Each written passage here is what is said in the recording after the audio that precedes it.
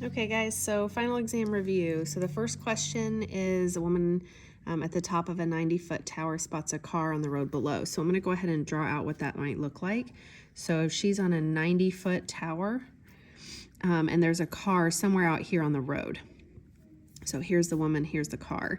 If the angle of depression from the top of the tower to the car is 13.2, so let's draw out what that looks like. If she's standing here and she's looking out, an angle of depression is how far down she's looking. So this direction, okay? They're saying that that is 13.2 degrees. So this angle from here to here, this angle is 13.2. Obviously, it's not drawn to scale, okay? So what I can use that for is to figure out what this angle is. That angle is going to be 90 minus that 13.2. So this one is going to be 76.8. And I know that I need that once I read the final question here where it says, how far is the car from the bottom of the tower? So I need to know this distance right here. So if I need to know that, I really need the angle that's opposite that to help me out because, well, I guess I could have this one, but this one is the easiest to find given the information they gave me to give me what I need. So if I use this and go opposite over adjacent, that's what I have, and the opposite angle, and I have the adjacent, the opposite side and the adjacent side, that means I can use tangent to find the answer. So if I do tangent of that 76.8 degree angle, that would be my opposite over my adjacent, like that. So then I can move this over and solve it. So I can do 90 times the tangent of 76.8. Make sure that your calculator is in degree mode. Let me find a calculator. Oh, hold on a second, sorry. Okay, my thing was on top of it. Okay, all right, so I'm gonna use a calculator that's in degree mode, so make sure it's in that. Make sure you have a calculator that you are used to using. Please don't rely on my calculators because somebody else may take them, right? So I don't want you to get here on test day and not have one. So, all right, I need to do the tangent of 76.8 and then multiply that by 90. So I'm getting about 383.72. They wanted me to round my answer to the nearest foot. So I would have said about 384. And I always put a unit on there. Your test is going to be multiple choice, so that won't really be an issue, but just be aware of that. All right. Number 2, this is one where I really just need to be looking at my unit circle. So the sine of pi over 2, so if I go on my unit circle and I look at pi over 2, sine is the y value. So the sine of pi over 2 is 1. So that means I'm really doing the inverse tangent of 1. So that's where I'm asking myself, when would the tangent of the angle be 1? So when would sine over cosine, remember tangent is sine over cosine, when would that be 1? So I'm just trying to see when I divide these two values, would it be 1? So when are these the same, in other words? So this one works out. So pi over 4 is an option here. So theta, I guess I could call it, could be, I don't know why I'm calling it that. I'm just gonna say pi over 4. So it could be pi over 4. And then the other option is it could be this one right here, 5 pi over 4. But remember this, when you're doing the inverse tangent, you need to stay within that range. So if you don't remember that discussion, go back and look in that lesson. It has to be within range. So this is the only one that's within the range. This one is not, it's out of range. So it has to be pi over 4 in that case. Number 3, find the length of the major axis. So this is the smaller value, this is the bigger value, so this one is the major axis, but remember this is squared. So really 12 would be my value there. It's the square root of that. So if I'm looking at, so here's my y-axis, here's my x-axis. On my y-axis, that's basically telling me, because there's no, the center is definitely at 0, 0 there. So I'm going up 12 this way and down 12 this way. And then this direction, I'm going out 8 and out 8 this way. Right? That's going to create my ellipse. But they just wanted to know, what is the length of this major axis? So in other words, all of that put together. So that is 24 altogether. All right, number 4, identify the graph of the equation. So this is one where it's asking, when you get to the one that's multiple choice, it's going to be like, choice A is parabola, choice B, ellipse, choice 3, hyperbola, choice 4, circle. Maybe there's a line, maybe there's, I don't know, a sine curve or something. You just have to tell which one it is. So it's probably going to be one of your like conic section type things. So a circle, hyperbola, ellipse, or parabola. So I'm looking at those types of equations. Now, you haven't seen this reference sheet yet, but I did just post it. This is what will be on the reference sheet for you. So you're looking for these types of setups. Well, when you look at the parabola is the one that is very different from the others. A parabola has either an x squared or a y squared, not both. In all of these other ones, the x and the y are both squared. Sometimes they have something with them. Sometimes this is just x squared and y squared. So just be aware of that. That would be one really quick way. If it was a parabola, that would be the easiest type. So on this one, both my x and my y are squared, so I know it's not a parabola. So then I need to move on and figure out which type of setup is it. Is it going to be one of these two, or is it going to be the circle that looks like this? So I'm going to try to make it look like these two, because if I start to make it look like those two and it's much simpler like this one, then it'll be pretty obvious. All right, so I'm going to get my x's together. There's more than one x value. So this would be a 2x squared plus a 9x, and I'm going to complete the square. The 5y squared, there's no other y's, so I'm not going to complete the square on that one because I don't have the terms that are needed to do that. So I'm just going to leave that one alone. The 18 I'm going to leave alone, but I am going to have to add something to it when I complete the square here. So I'm going to end up factoring out a 2, because remember, when you complete the square, it has to be just an x squared up here. It can't have anything in front of it. So when I complete the square, I'm going to have over here, I'm going to have a 2 times whatever I put here. So then this value is going to go here, right? And then I would end up with like, here's something squared with my x value, plus here's my y squared. That's kind of the basic setup. And I don't know those values yet. I don't even have to know those. I'm just going to leave those kind of blank for right now. But know that when I finish this out, I'm going to have to divide by something everywhere to make these kind of go away. And I guess you could go ahead and do this if you really wanted. But I mean, this one looks fairly complicated to me, so that makes me think it's not going to be a circle. So if I wanted a quick way to get to an answer, I would automatically assume in this case, because it's so complicated, that it's going to end up looking like one of these two. So the only difference between those two is that an ellipse is a plus and a hyperbola is a minus. So then I can just look here and be like, well, that one's a plus, so it's got to be an ellipse. So that's how I would have done that problem. If you wanted to be more exact, if you're like, well, I'm not really sure, it's kind of, I'm kind of questioning it, go ahead and complete the square here. So divide this by 2 and then square it. So remember, when you divide by 2, that would just make it 9/4. So that would make this 81/16 if I square it. So I'd have to add an 81/16 times 2 to this, and so on. I just feel like that's a lot of time to come up with this. I think that it's fairly clear that it's not going to be that really nice one. Usually when it's a really nice one, back here you've got a very obvious perfect square, and that is definitely not going to be a perfect square.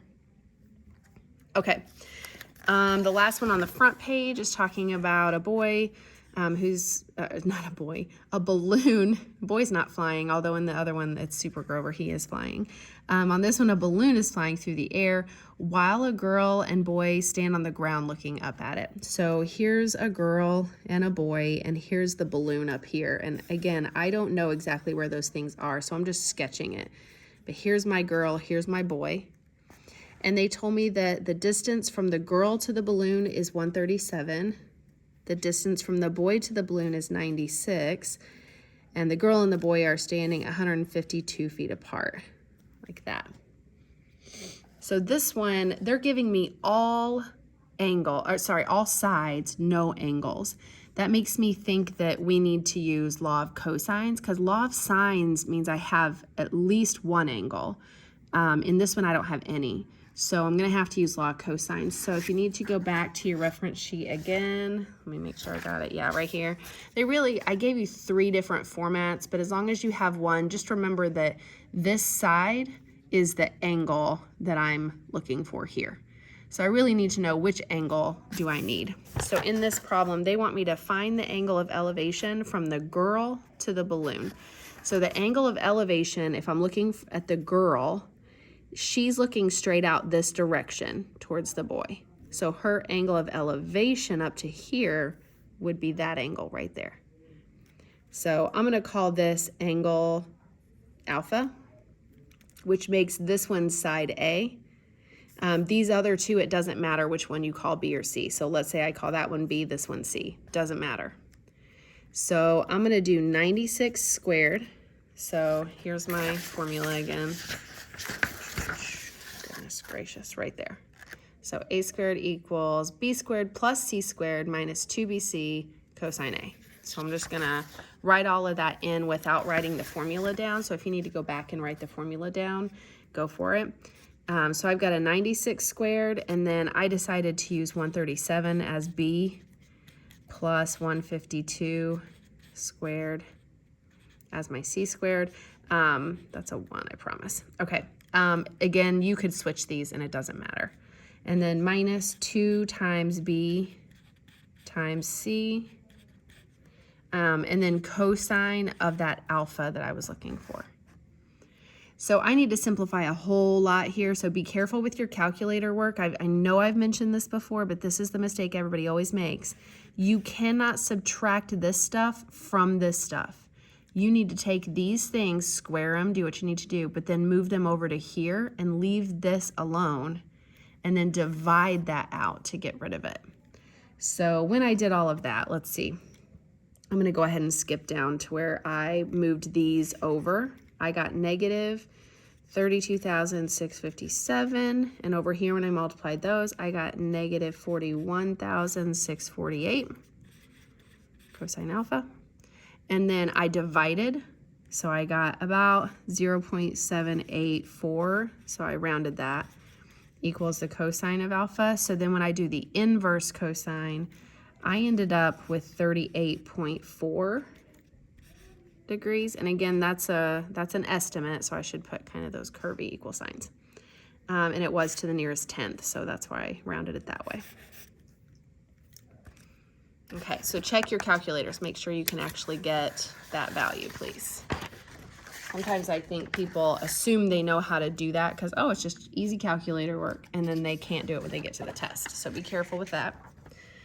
All right, this next one, I'm seeing an inverse tangent, which again makes me think I need to watch that range. So make sure you're checking that again. This time, they're really just wanting me to plug this in right here. So I need to figure out what the inverse tangent of negative square root of 3 is. So again, that's a unit circle problem, but this one's a little bit tougher. So when I'm looking at this unit circle, I'm looking for where am I going to get negative square root of 3 if I divide cosine over sine. No, sine over cosine, sorry. If I divide sine divided by cosine.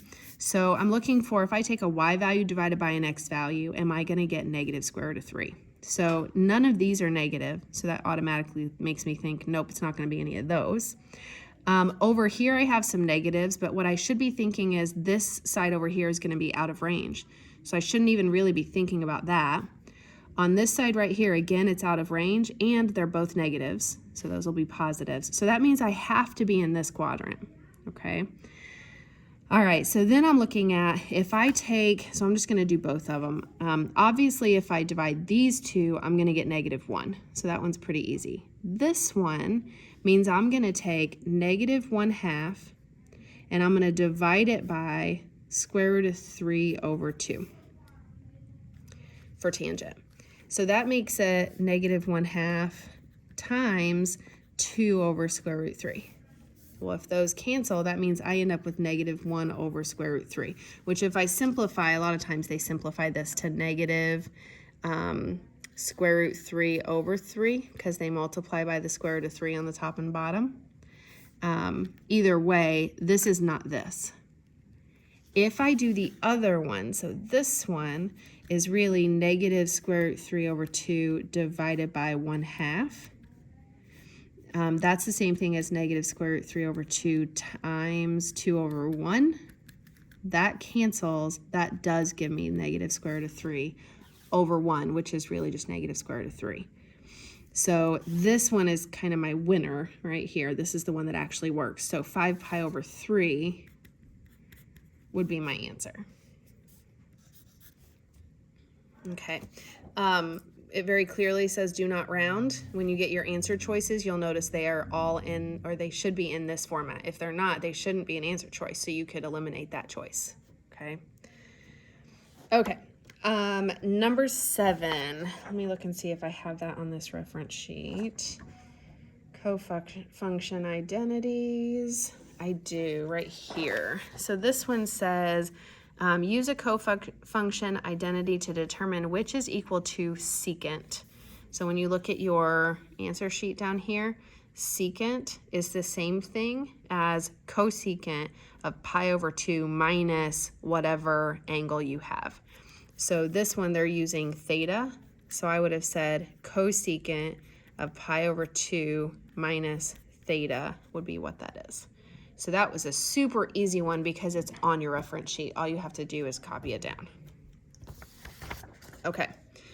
Number 8, this one probably requires the most amount of work. So let's look at it. They're giving me some information about A or alpha, and they're giving me some information about beta. So I'm looking at 2 different angles. So I'm going to do one sketch for alpha and one sketch for beta so that I've got both of those in one problem there. And then what I'm looking for is what is the sine of alpha plus beta? Well, that is not just like find sine of this one and sine of this one and add them together. That's not how that works. You need to use those addition formulas, which are over here. So I'm looking for sine of alpha plus beta. So if I look at my sine addition one, that is really this. So sine of my first angle, cosine of my second angle, plus cosine of the first angle, sine of the second. Okay, so that means I need to use this information that they gave me to find all of these. Okay, so they gave me tangent of alpha, and they told me that it's a quadrant 2 angle. So I already know it's over here. I'm going to go ahead and draw myself kind of a right triangle there down to the x-axis. And then it's -4 over 3. So remember, this is sine over cosine or y over x. You could think of it 2 different ways. So if my y value is 4 and my x value is 3, then that means I'm going 3 this direction, 4 this direction. So that'd be a -3 and a +4. You could also think of it as opposite over opposite over adjacent. I'll write that one down too. So if I'm looking at this angle, opposite over adjacent is what I'm looking at. Okay, so I don't know the hypotenuse on this one, so I need to find it. If you do a squared plus b squared equals c squared, you can find that. But this one's a pretty easy one. It should just be 5 because a 3, 4, 5 is a right triangle. So I know that one. So then I'm going to fill in what I needed to know over here. So I needed to know the sine of alpha That one would be, so remember these, I'll write those out too. Let's see, how about right here? So if I need sine of alpha, I need opposite over hypotenuse. So that would be 4/5. And both of those were positive values. This one is positive because it's increasing up onto the y-axis, and then this, your hypotenuse is always just a positive value. Okay, so cosine of beta, I'm just going to leave blank for right now because I don't know it. Cosine of alpha, I know that one. That one is adjacent over hypotenuse, so that would be -3/5. And then sine of beta, I do actually know sine of beta because they gave it to me, so I'm going to go ahead and write that in, -8/11. And then let's work on beta. So quadrant 3 angle, so this one's down here. Again, if I draw myself a little right triangle up to the x-axis, I knew that sine, which is opposite over hypotenuse, I know that my hypotenuse is 11, and I know my opposite of this direction was an 8, and again that's a negative because it's going down. This value would also be negative, so just be aware of that. Sorry, this value right here would also be negative, and I can use a squared plus b squared equals c squared to find that. So let's say -8 is my a, b is what I'm looking for. So b ends up being, let's see, it was the square root of 57. So you just have to know that this is a negative square root of 57.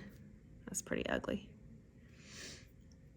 Okay, so over here when I'm looking for cosine of beta would be adjacent over hypotenuse. So from here, my adjacent over my hypotenuse would be a negative square root of 57 over 11. So then I'm going to multiply straight across. So this would be -4 square root 57 over 55, plus these two negatives will cancel, and that just gives me a 24 over 55.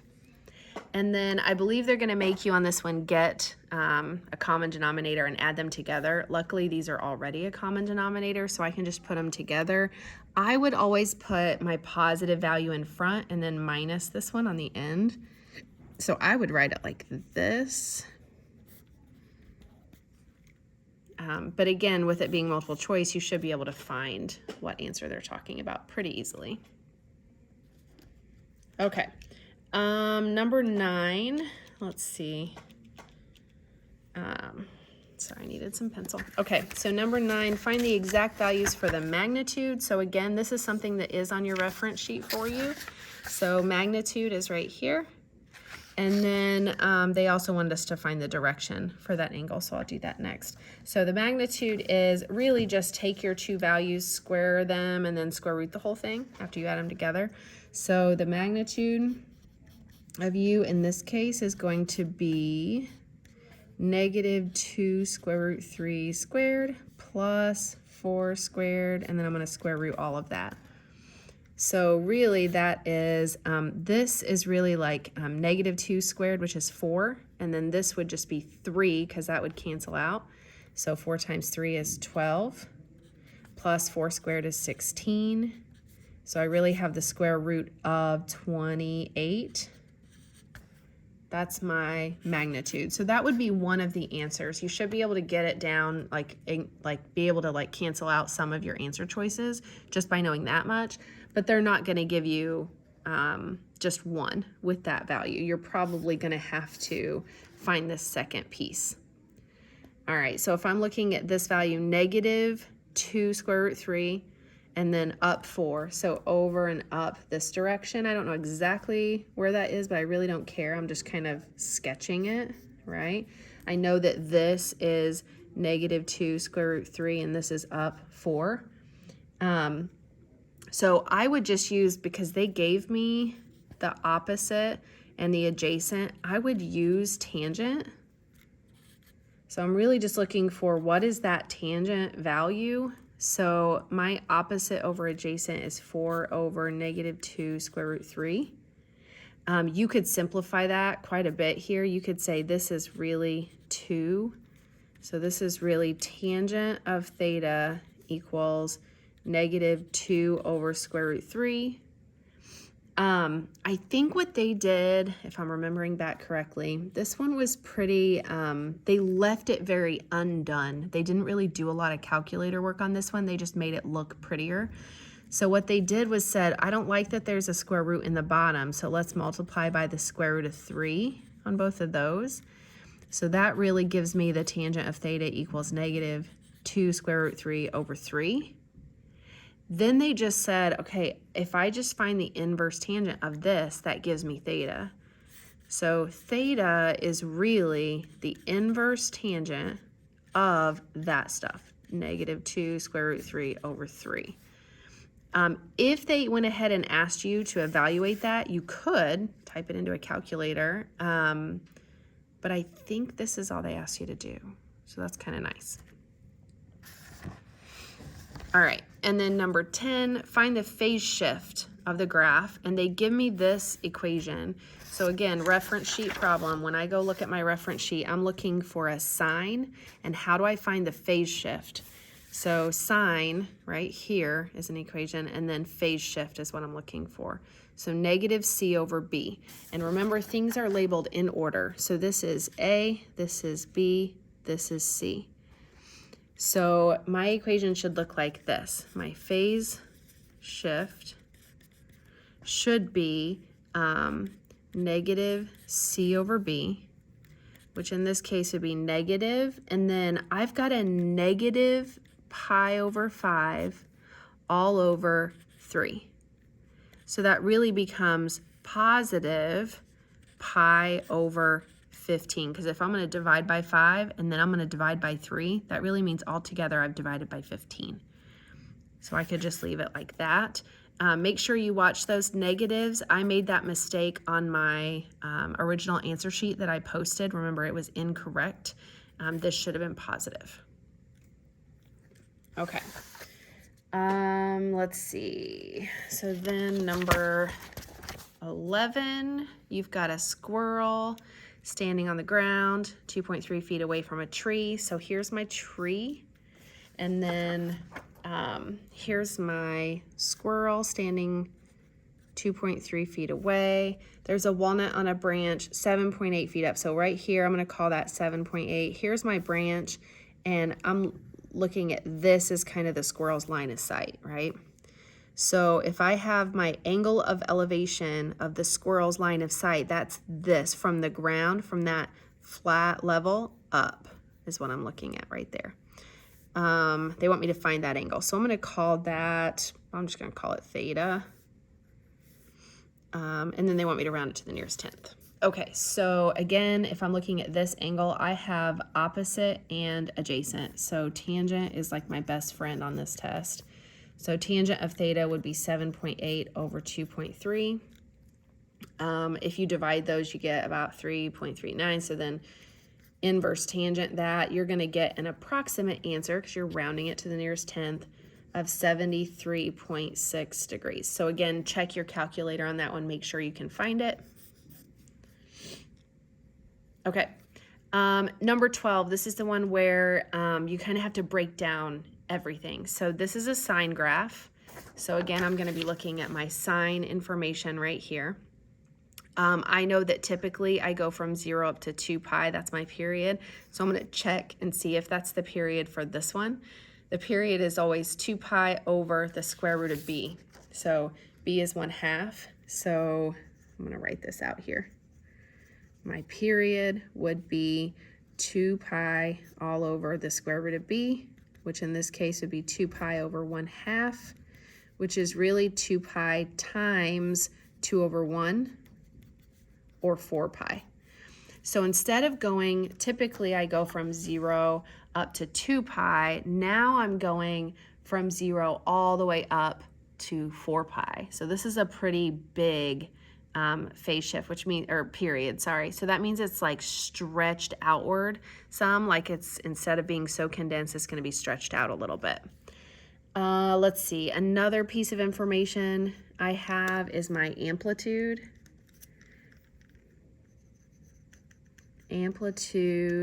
is, in this case, if you look over here, amplitude is your absolute value of A. So in this case, the absolute value of A is the absolute value of -3, or just 3. So that means if I go up 3 and down 3, that's the top and the bottom of my graph. So I'm going to call this 3. This right here is -3. This direction, I'm going to count by, I really want some like extra points in there. So I'm going to go, let's see, let's just go every other one. Right here, here, and here. So this is going to be like my pi over 2, and then pi. And then 3 pi over 2, and then 2 pi, and so on. Same thing here, I'm going to go negative pi over 2, pi, negative 3 pi over 2, and negative 2 pi. Okay. Let's see. The last thing that I would do is your phase shift, because it is definitely going to be shifted some. This one's kind of odd. So my phase shift on this, so if you need to go back to your reference sheet, you can. Remember, your phase shift is negative c over b. So I've got a negative c over b. In this case is going to be a negative pi over 2 over 1/2, which is really a negative pi over 2 times 2 over 1, which cancels, which means I end up with negative pi. So if I would typically start at 0, so if I'm looking at this graph, typically I would start at 0 and go up this direction. Well, this time, instead of my graph starting at 0, it's going to be starting at negative pi. So I'm going to be starting right here at negative pi because it's going to be shifted over that much. But also, instead of going up, remember, this is a -3. If A is negative, it's flipped over. So all of this is like flipped upside down. So instead of going upward right here, I'd be going downward. Okay, so if I'm going downward from here, and I know I have to end up, so this is the other weird part. So typically from here all the way up to here, I have one full range, right? This time it would go this direction instead, but now it's gonna be stretched out 4 pi. So instead of being, so from here, I'm gonna go down, but I'm not going to go all the way down until I get to here. And then I'm not going to go all the way back up until I get up here to pi. And then back down to here. So it'll be stretched out a little bit. So let me look this way. I'm going to go 2 over and up, like right there. So if I'm looking at my full phase shift, if I look at -2 pi right here, and I go all the way, where do I end up back up again? All the way over here. So if you look at your full rotation, I'm going down, down, up, and then down again. Oh goodness gracious, I'm doing the wrong thing. Hold on, I went up too far. I forgot my 0 point right here. Give me a second here. I need to go back up to here first and then up to here. So again, I forgot how far spread out it was. So then it goes back up. It would go back down this direction. So if I wanted to keep going, I could be like, okay, I'm going to keep going this way, and I'm going to keep going this way. But from here up to here, that was one full period. I ended and started back up at 3, sorry. So from -2 pi up to pi was one full rotation, which is a total of 4 pi altogether. Okay. And then the last one, this is probably a super easy one also, at least I hope it is. So if you're looking at your reference sheet, even and odd functions go by this negative rule. So right here, I have my formulas for negatives. So this is what you need to know. You need to know that an odd function would do this. If I take -x and plug it in, I'm going to get a negative function back. Okay, so over here, if I'm looking on my reference sheet, if I plug in a negative and I get a negative back, that's an odd function. So sine is odd, tangent is odd, Cosecant is odd, cotangent is odd. So the only two that are even are secant and cosine. So when I'm looking at this list, my even ones are secant and cosine. So I and II are the only two. Okay, hopefully that helps you out. Let me know if you have any more questions before the exam.